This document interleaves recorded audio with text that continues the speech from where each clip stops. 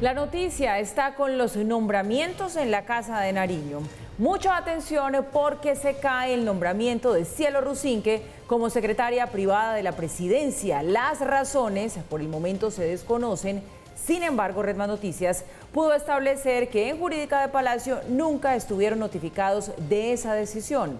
Mientras tanto, sigue dando de qué hablar la designación de Laura Saravia como cabeza del Departamento de Prosperidad Social. Entre otras cosas, porque con ese cargo adquiriría fuero y su caso, por el que se le está investigando, pasaría a la Corte Suprema de Justicia. Es un hecho. Laura Saravia regresa al gobierno. La mujer de confianza del presidente Gustavo Petro asumirá la dirección del Departamento de Prosperidad Social, una de las entidades con mayor presupuesto, ya que dirige y administra los proyectos sociales del gobierno y por ende sus recursos. Este cargo, además, con un presupuesto anual de más de 6,7 billones de pesos. La presidencia ya publicó la hoja de vida de Saravia en el sistema de aspirantes, lo cual confirma que está de vuelta. Solo faltaría que pase el plazo de 3 días para que se emita el decreto de su designación. Pero el regreso de Laura Saravia al gabinete del presidente Petro como directora del DPS podría entorpecerse, teniendo en cuenta el proceso que está adelantando la Fiscalía en su contra por el caso del uso del polígrafo a su exniñera Marelvis Mesa. El abogado de Saravia, Jorge Mario Gómez, por su parte confirmó que para su regreso no hay impedimento alguno. De otra parte, expertos aseguran que su proceso pasaría a manos de la Corte Suprema de Justicia, encargada de investigar a los directores de los departamentos administrativos. Lo único que cambia es que si al momento en que eventualmente se presentara una acusación en su contra ostenta tal calidad, el juzgamiento se adelanta ante la sala de juzgamiento de la Corte Suprema de Justicia. En estos eventos no se tiene en cuenta si los hechos guardan o no una relación con el cargo, sino que se mira si al momento del juicio la persona ocupa la condición de director de departamento administrativo. Según el artículo 235 de la Constitución, al ser Laura Saravia nombrada como jefe de un departamento administrativo, adquiere un fuero. Por lo tanto, el proceso en su contra seguiría en la Fiscalía, pero pasaría ante los fiscales delegados ante la Corte Suprema. De otra parte, Cielo Rusinque, reconocida activista radical de izquierda, sería la nueva jefa de gabinete del presidente y además felicitó en su cuenta de X a Laura Saravia por el nombramiento en el DPS. El presidente Gustavo Petro, por su parte, no se ha pronunciado al respecto. Bueno, Mauricio, pues esto es lo más reciente que tenemos. Cielo Rusinque ya no va como secretaria privada del presidente, las razones se desconocen, pero Laura Saravia, ese nombramiento, pues sí, sigue firme hasta el momento. Ya lo veíamos, lo dice el artículo 235 de la Constitución.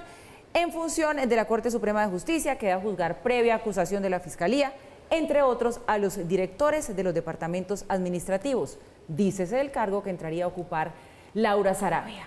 ¿Sería esto entonces lo que estaría persiguiendo el presidente Gustavo Petro? ¿Darle ese blindaje jurídico, sacarla del radar de la Fiscalía en todo este caso que se le está investigando? Pues no sé, en últimas sí termina teniendo ese resultado del nombramiento, pero no sé si jugó un papel muy importante en esta discusión, Paula, por una sencilla razón, porque la Fiscalía sigue investigando, es decir, no estamos hablando de que ahora la Corte sale por completo el caso de Laura Saravia del ámbito de la Fiscalía. La Fiscalía sigue investigando, son fiscales delegados ante la Corte Suprema de Justicia quienes deciden si acusan o si archivan, por lo tanto, pues la parte más importante a estas alturas seguirá estando en manos de la Fiscalía y la Corte Suprema de Justicia sería la que juzgaría. Entonces alguien puede decir, bueno, pues ya está bien, si hay desconfianza en la Fiscalía, la investigación la hace la Fiscalía, pero termina juzgando la Corte Suprema de Justicia y no un juez de la justicia ordinaria, porque en eso consiste exactamente el fuero. Pero no está tan claro que en la Corte Suprema de Justicia le pueda ir mejor ni peor. Es más, no debería ni irle mejor ni peor, le debería ir como le deba ir, bien, regular o mal, pero como le deba ir. Pero ¿por qué digo que no había un sesgo en principio en favor de Laura Sarabia? Vean ustedes el caso de Armando Benedetti. Armando Benedetti, en el momento en que renunció a la embajada y cuando se trata de actos que se dieron mientras él estaba en el Congreso de la República, llega de nuevo a la Corte Suprema de Justicia. Y en la Corte Suprema de Justicia sus expedientes quedan en manos de la magistrada Cristina Lombana. Inmediatamente Armando Benedetti dice, la recuso, atrás, no, la denuncio incluso. Y hay una serie de causas que pueden ser razonables o no, ya lo decidirá la judicatura, si eso es correcto o no, pero está clarísimo que Armando Benedetti no le está yendo necesariamente bien en la Corte Suprema de Justicia. Por lo tanto, creo yo que es como hilar demasiado delgado decir que ahora quedó blindada. Veía yo un titular en la tarde que decía blindaje jurídico. Blindaje jurídico. Sigue investigando la Fiscalía y la Corte Suprema de Justicia no necesariamente es amiga del Ejecutivo, ni enemiga, debería ser totalmente ecuánime, pero vaya uno a saber por dónde va el agua al molino cuando las decisiones tienen tanta sutileza y se conocen tanto entre las ramas del poder público. Oiga, Mauricio, y todo lo que digamos aquí es especulación, por supuesto, pero la patraciada con Cielo Rusinque, ¿qué? Porque en primer lugar es un cargo que se necesita con urgencia y dos, pues es una persona que uno la ve como muy fiel escudera del gobierno, del presidente, sería como la idónea para ocupar ese cargo. Pues Paula, ahí habrá que tener más detalles acerca de qué fue lo que pasó, porque en realidad un nombramiento no sale de la nada. Es decir, el presidente conoce a Cielo Rusinque, conoce qué es lo que se hace en la Casa de Nariño, conoce qué hizo en el DPS con sus limitaciones, sus alcances, pero conoce esa fidelidad también. Y creo yo que en este momento el que se caiga ese nombramiento no necesariamente quiere decir que hay un problema de fondo, qué sé yo. Vaya uno a saber qué fue lo que sucedió allí. Creo que el presidente, que es el que la tiene y la quiere tener cerca, sabía exactamente a quién estaba nombrando en ese cargo. Por lo tanto, no sabemos qué intríngulis hay detrás. Por ahora, repetimos, se cae ese nombramiento, no se sabe quién podría llegar entonces a ese cargo, no se conocen tampoco las razones. Y usted, Mauricio, ya nos hablaba de Armando Benedetti. Pues bueno, mire, la Sala Especial de Instrucción de la Corte Suprema de Justicia abrió una nueva investigación formal contra Armando Benedetti por la presunta comisión del delito de concusión. Esta investigación se suma a otros procesos en que el Alto Tribunal ya adelanta en su contra, entre ellos el caso Fonade. Armando Benedetti se enfrenta a un nuevo proceso judicial. Esta vez, la Corte Suprema de Justicia lo investiga por el delito de concusión, por hechos ocurridos cuando fue senador en el año 2010, pues el exembajador le habría pedido dineros a abogados y beneficiarios de decisiones judiciales para que la empresa fiduprevisora les desembolsara el pago de derechos pensionales y liquidaciones a docentes de Córdoba, específicamente de los municipios de Santa Cruz de Lórica y Planeta Rica. Con este nuevo proceso por presunta comisión del delito de concusión, Benedetti agrega uno más a otros que ya tiene abiertos en la Corte. Uno de ellos tiene que ver con la financiación de campañas electorales con fuentes prohibidas, proceso que se abrió por audios en los que el mismo ex embajador, hablando con Laura Sarabia, ex jefe del gabinete de la Presidencia de la República, revelaba el ingreso de 15.000 millones de pesos de forma irregular a la campaña presidencial de Gustavo Petro. También hay un proceso por delitos contra mecanismos de participación democrática en el cual se indaga sobre posibles actividades ilícitas, tales como la financiación de campañas políticas con recursos públicos, clonación de cédulas y financiación de grupos paramilitares. Otro caso por enriquecimiento ilícito de servidor público y también otro proceso por interés indebido en la celebración de contratos por hechos asociados a la presunta desviación de recursos e irregularidades en la contratación en el Fondo Financiero de Proyectos de Desarrollo, FONADE. Bueno, tras el inicio de las mesas de diálogo entre el gobierno y la CPS para evaluar la crisis que alertaron las entidades de salud, ASEM emitió un comunicado a la opinión pública aclarando que los 10 billones de pesos que anunció el ministro que se van a girar a la CPS no son un recurso nuevo, sino que son el presupuesto que corresponde a lo que hace falta para lo que resta del año. No hay entonces un acuerdo aún, como se entendió en un momento, y los diálogos avanzan, dice eso sí ASEMI, con buena disposición. A las EPS, en este caso, Sura, Sanitas y Compensar, se le han girado más de 14 billones de pesos a mes de julio. Y les vamos a girar otros 10 billones de pesos más si continúan atendiendo a los pacientes.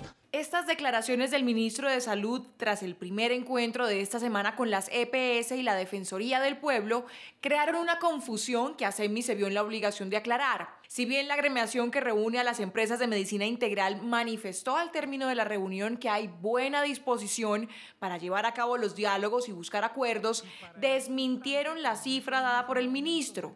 Expresaron que no es cierto que el gobierno vaya a entregarles a todas las EPS o a algunas de ellas recursos adicionales a los que ya se vienen girando mes a mes por concepto de la unidad de pago por capitación. Los 10 billones mencionados por el ministro corresponden a lo que hace falta para terminar este año, es decir, no son recursos nuevos ni fue un acuerdo pactado durante la rueda de prensa. Esos 10 billones son la continuación del pago a las EPS por el valor que el gobierno ha estimado para cubrir la UPC.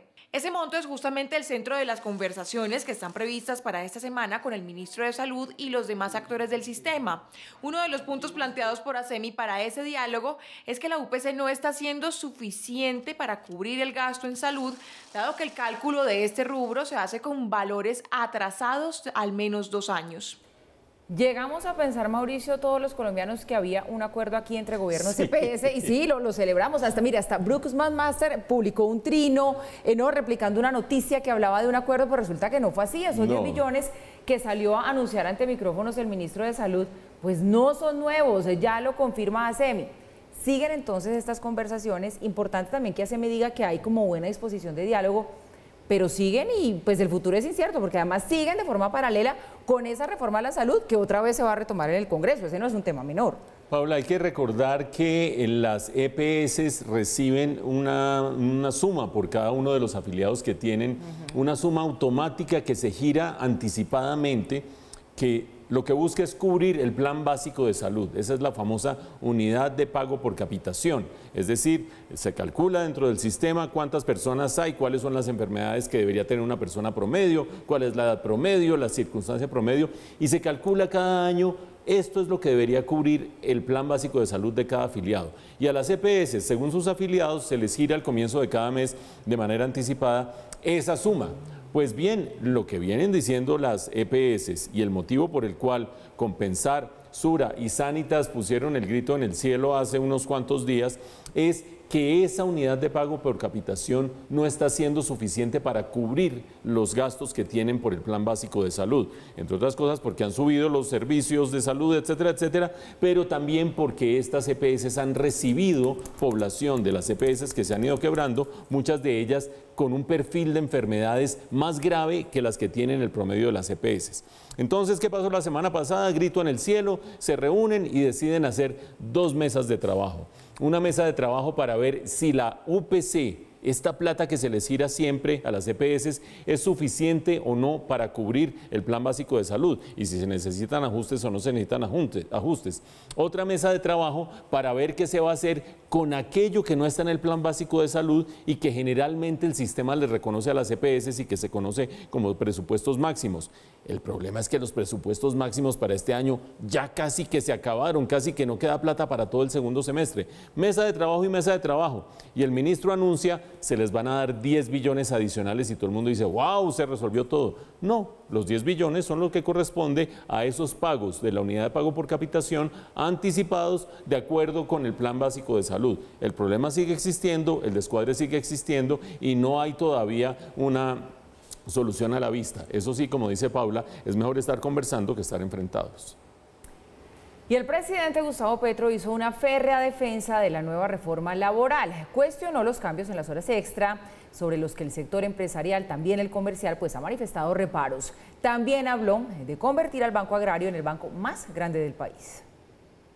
Durante el lanzamiento de Full Popular, la estrategia del SENA para impulsar la economía popular, el presidente Gustavo Petro hizo una férrea defensa de la reforma laboral que de manera sorpresiva y sin tanto ruido llegó al Congreso de la República.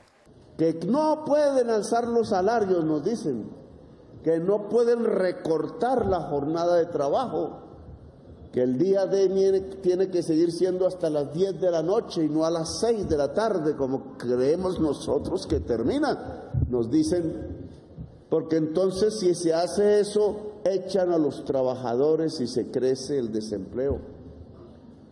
Mamola. ¿Quién dijo eso? ¿De dónde sacaron esa teoría estrambótica? Eso no existe en el pensamiento económico. Y frente a la desaceleración del crecimiento económico, Petro anunció una nueva medida de choque para aliviar la llamada economía popular, en la que haría un revolcón en el Banco Agrario. Fondos que son del presupuesto y se guardan en la banca por ahí, a veces hasta tiempos largos, o en el Banco de la República, se pongan en el Banco Agrario para que haya un mecanismo mucho más grande, en un volumen mucho mayor, de préstamos a tasas de interés subsidiadas para la economía popular, no solamente rural. El Banco Agrario y Popular, por tanto, tendría que volverse el banco más grande de Colombia. Y la capacidad de entregar créditos debería ser mayor que la del Grupo Aval, solo que esos créditos no irían pues a los Odebrecht del país. Además, Petro indicó que el papel del SENA es llevar el conocimiento a la economía popular. Y después de este evento allí en el SENA, por más de 3 horas, el presidente se reunió con el Consejo Gremial. Esa reunión, que recordemos se había aplazado, estaba acordada, el presidente la canceló a última hora, bueno, finalmente se dio. Al término de ese encuentro, los voceros de los empresarios le recordaron al presidente que ellos generan el 80% del empleo del país. Yo incluso se lo dije al presidente, creo que no lo hemos hecho bien.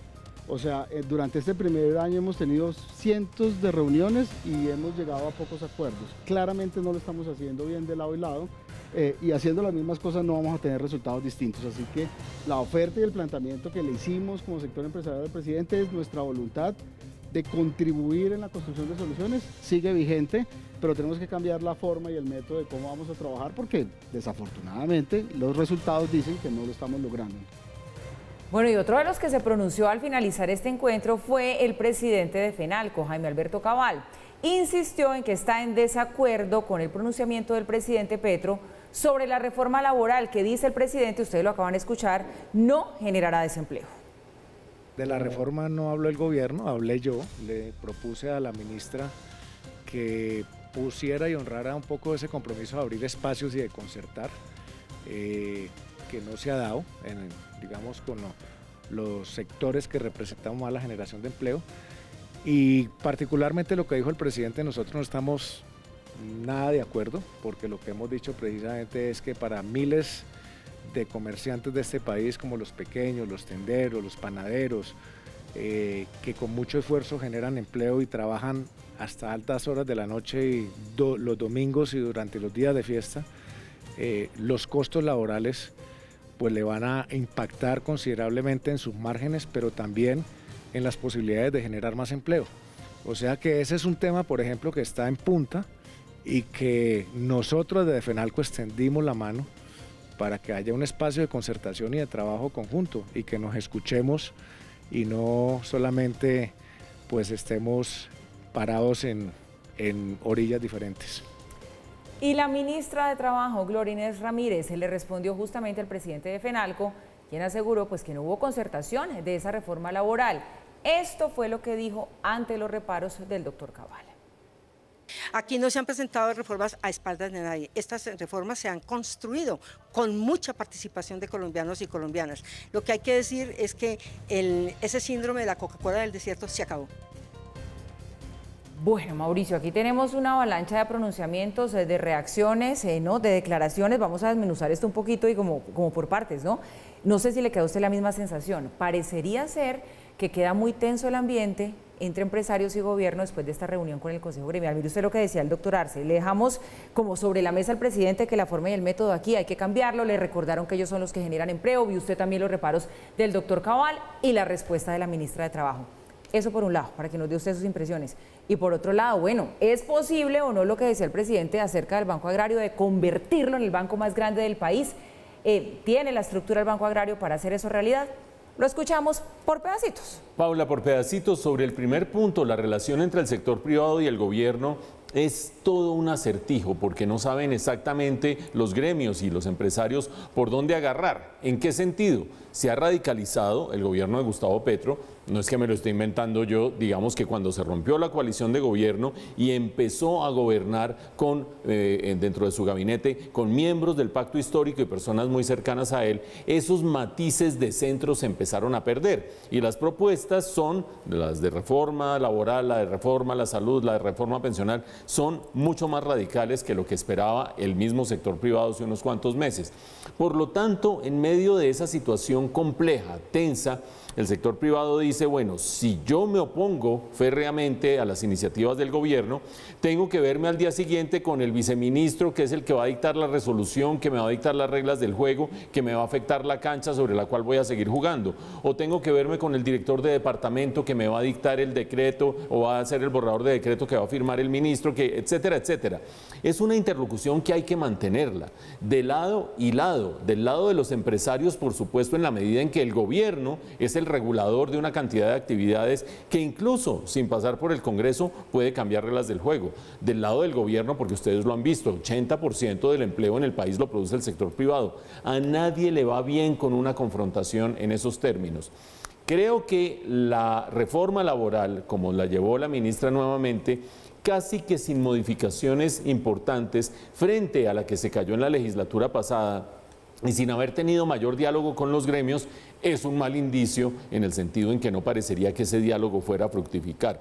Esperemos en todo caso que el diálogo siga, que las conversaciones sigan, porque a ambos les conviene. Y sobre el Banco Agrario, la idea del presidente Petro, recursos del presupuesto nacional que están en el Banco de la República o en la banca en general, del presupuesto de un año, acuérdense ustedes que el presupuesto es de un año, esos recursos que se vayan al Banco Agrario y que se usen para prestarlo a tasas subsidiadas a los distintos miembros de la economía popular. A propósito de eso de llamar al Banco Agrario y Popular, tiene, fuera de que suena feísimo, pues en términos del nombre del banco, tiene un sesgo en contra del Grupo Aval otra vez.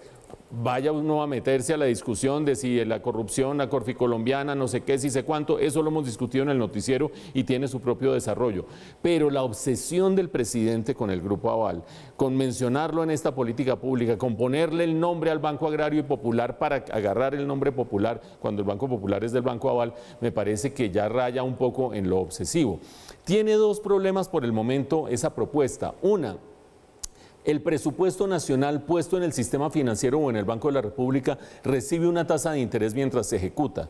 Puesto en el Banco Agrario, que va a prestar esa plata a tasas subsidiadas, ya no recibiría el mismo interés. Por lo tanto, el que cuadra el presupuesto y sabe para dónde se gasta y cómo se gasta, que empiece a bajarse de un pedacito de los rendimientos, porque en el Banco Agrario no le van a dar esos rendimientos al presupuesto nacional, que dicho sea de paso, es de todos los colombianos el presupuesto nacional. Pero segundo, el presupuesto nacional por definición se gasta durante un año. Y si estos créditos son a 2 años o a 3 años, el descuadre del Banco Agrario es monumental. Recibe una plata, tiene que irla soltando durante un año, pero sobre esa termina prestando a 1 año o a 2 años. Dos problemitas que no son menores para cualquiera que esté sentado en una entidad financiera, que surgen de la propuesta del presidente Petro.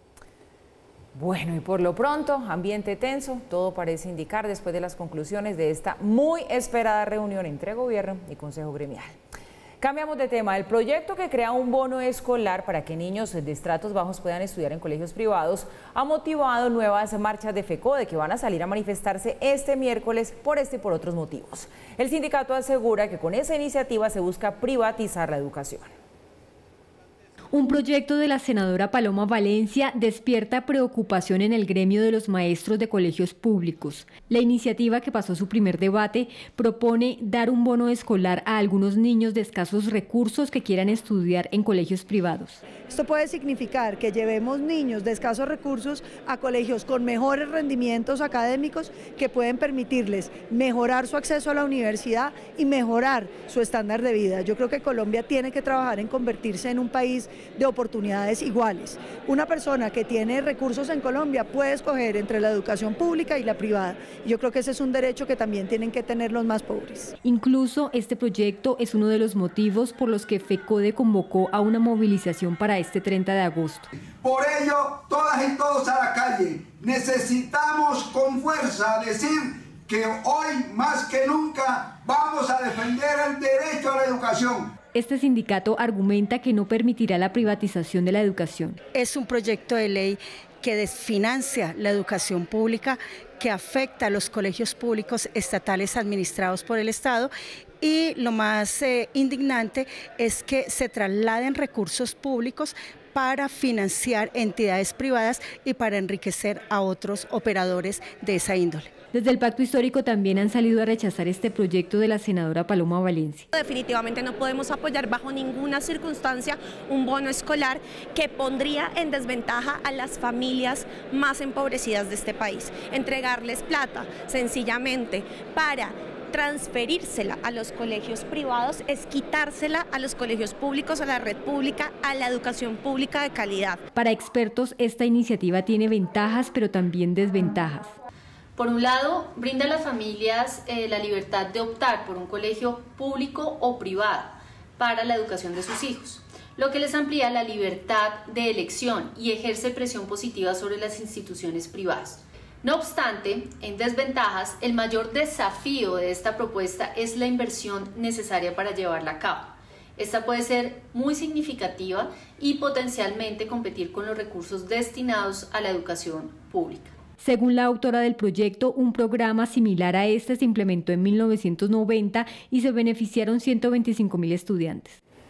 Bueno, fíjese, Mauricio, así son las dinámicas de la vida, ¿no?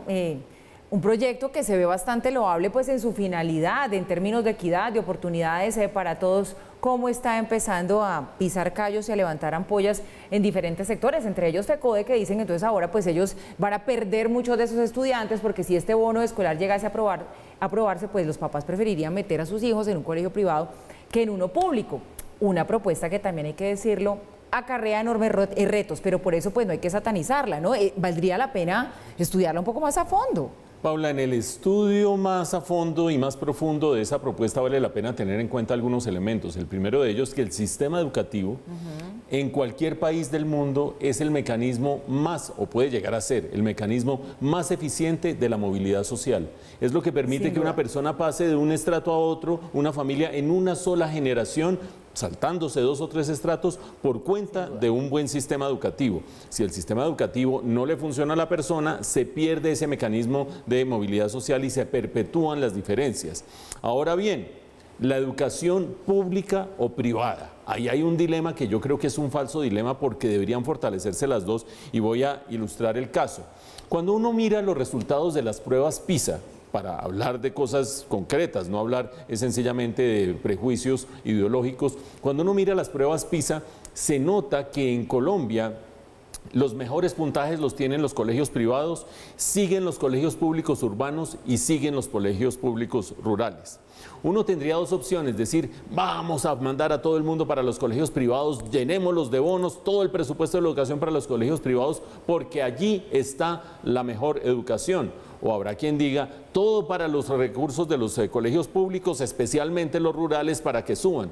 Creo que en ambos frentes hay que trabajar. Si ustedes no permiten, o si el país no permite, o si los congresistas no permiten que haya niños de condición de pobreza, vulnerabilidad o pobreza extrema que puedan acceder a la educación de un colegio privado, pueden estar truncando las posibilidades de una vida profesional. Se ha evaluado en el caso de Serpilo Paga, como mucha gente en el camino se ha enredado, pero mucha gente ha llegado con éxito a triunfar en su vida, incluso universitaria, a partir de Serpilo Paga. Se ha aprobado en los colegios por concesión, en el caso de Bogotá, colegios públicos que se le dan en administración a colegios privados para que pongan allí toda su experiencia y pongan allí todo su saber, y funcionan muy bien. Creo yo que en este caso no hay que jugarle al dilema, o todo acá o todo allá. Creo que hay que ensayar los mecanismos de fortalecer la educación pública y paralelamente darle oportunidades a muchachos vulnerables y pobres que vayan a la educación privada. ¿Por qué? Porque tal vez se demora mucho la educación pública en subir a los estándares de la educación privada. Puede ser más de una generación. En esa generación se pueden perder oportunidades que tendrían todos estos muchachos si pudieran optar a bonos como los que propone este proyecto de ley. Esperemos que esto no se politice, ya se está politizando. Esperemos que no se polarice, ya se está polarizando. Esperemos que logre superar esos 2 obstáculos y salga adelante. Bueno, Mauricio, le tengo más. Miren ustedes este episodio que tuvo lugar hoy en el Congreso. La senadora Piedad Córdoba tuvo un supuesto lapsus en medio de un debate en la Comisión Séptima del Senado. Tildó en ese lapsus de HP al senador JP Hernández. Dice ella, dice la senadora Piedad, que se confundió con las siglas del nombre de JP. Me quiero referir a lo de Alirio. Yo he pasado por circunstancias igual o peores. Yo fui secuestrada por Carlos Castaño. Por eso me indigna tanto cuando ese tipo JP, discúlpenme el lapsus, dice lo que dice sin conocer la trayectoria de uno. Estuve exiliada. Tuve una hija desaparecida 5 años. Ustedes saben lo que es eso. Bueno, y se escuchan las risas al fondo de sus compañeros. El senador JP Hernández aprovechó entonces una intervención en la plenaria del Senado para responderle a la senadora Piedad Córdoba. Dijo que si él hubiera tenido ese lapsus, sería un escándalo. ¿Qué pasaría si yo cometiera el error de tratar a una senadora en estos recintos, de tratarla de HP? De HP. Gravísimo, ¿cierto, senadora? Sería gravísimo, escándalo nacional, queja disciplinaria en la Comisión de Ética. Yo creo que hasta se cae este recinto donde el senador JP se atreva a tratar de HP a una senadora. Pero ¿qué ocurre cuando pasa conmigo? Mire, Mauricio, eso no fue lo único que pasó. Piedad Córdoba hoy también dijo que Polo Polo no tiene cerebro. No tiene cerebro. Que es un personaje sin cerebro. Hoy estaba bastante despachada la senadora Piedad Córdoba, pero la verdad es que no ha lugar este episodio, lo que dice la senadora Piedad Córdoba sobre Polo Polo. Cuando se pide respeto, pues hay que dar respeto. Ha perdido mucha altura el debate en el Congreso, justamente en un país que lo que necesita es altura. Paula, en cuanto a el lapsus supuesto de la senadora Córdoba, es difícil emitir un juicio porque cualquier persona se equivoca. Yo miré con atención la manera como ella usó el HP y parecería que fue efectivamente ficticio, es decir, que era premeditado, pero es mi parecer. A cada cual le parecerá, no, parece que se estaba equivocando, parece que lo estaba diciendo adrede. Vaya uno a saber, por lo tanto es difícil entrar a discernir allí qué pasa. Lo que sí me parece patético para el país, no necesariamente para un nombre, para la otra, para el de más allá, para el de más acá, sino para el país, es el terreno tan precario en el que está cayendo el debate político en Colombia. No porque uno sea defensor de las buenas maneras, mira, no me digas una grosería, mira, no le digas al otro, ojo, hay que decirle doctor. No, ese no es el problema. El problema es que todo esto induce lo que estábamos diciendo antes y lo fortalece, la polarización más brutal de este país. Así como la semana pasada estábamos diciendo en este mismo noticiero que era absolutamente inconveniente y fuera de lugar que un congresista dijera que en la Casa de Nariño está un delincuente político, como lo dijo el congresista Uzcategui en el recinto del Congreso, no tiene ningún sentido, ni conduce a nada, ni permite construir nada, decir que el presidente Gustavo Petro es delincuente político, aunque en su momento haya sido subversivo, pero ya no es el presidente de la República. Asimismo, no tiene sentido que el uno le diga al otro HP y qué sé yo. Acuérdense ustedes, de la polarización no sale nada nuevo, nada bueno, perdón, ni nada nuevo tampoco. ¿Por qué? Porque las cosas que se deben construir para andar como sociedad hacia un mismo lado no se pueden construir con polarización. A lo sumo lo que se logra es que el péndulo vaya de aquí para allá en 4 años, de allá para acá en 4 años, de aquí para allá en 4 años, de acá para allá, y que no se puedan construir objetivos colectivos. Cada cual se reirá de una manera, qué bueno que le dijo tal cosa, qué bueno que le dijo tal otra. Creo yo que ese no es el sentido del debate político en Colombia, no debería ser. Estamos cayendo lamentablemente en eso cuando lo que estaríamos necesitando es jalar todos para un mismo lado.